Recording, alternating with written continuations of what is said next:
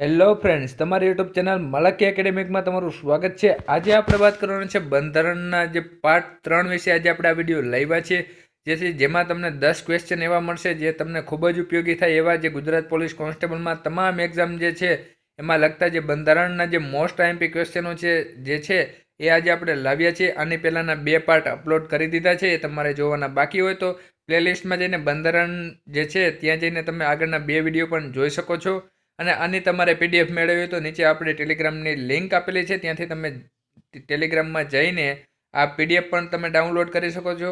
તો ચાલો આપણે આજના ક્વેશ્ચન જે છે એ આપણે જોઈએ। તો કે સૌથી પહેલો ક્વેશ્ચન જોઈએ કે ભારતીય બંધારણ સભાની પ્રાંતીય બંધારણ સમિતિના અધ્યક્ષ કોણ હતું?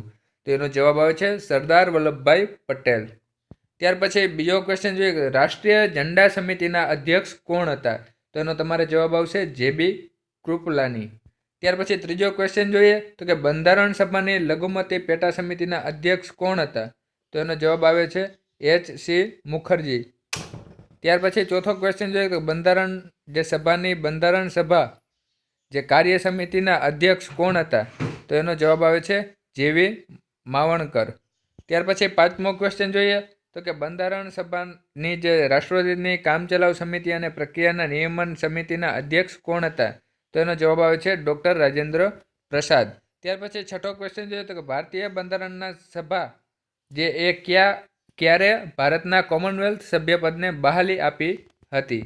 તો એનો જવાબ આવે છે મે 1949માં। ત્યાર પછી સાતમો ક્વેશ્ચન જોઈએ તો કે આઝાદ ભારતના પ્રથમ શિક્ષણ મંત્રી કોણ હતા? તો એમાં જવાબ આવે છે મૌલાના અબુલ કલામ આઝાદ। ત્યાર પછી આઠમો ક્વેશ્ચન જોઈએ તો કે આઝાદ ભારતની પ્રથમ કેબિનેટમાં કાયદા મંત્રી કોણ હતા? તો એનો જવાબ આવે છે બાબા સાહેબ આંબેડકર।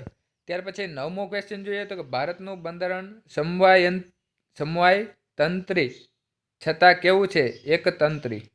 ત્યાર પછી 10મો ક્વેશ્ચન જોઈએ તો કે બંધારણના વાલી તરીકે કોણ ઓળખાય છે? તેનો તમારે જવાબ આવશે સુપ્રીમ કોર્ટ।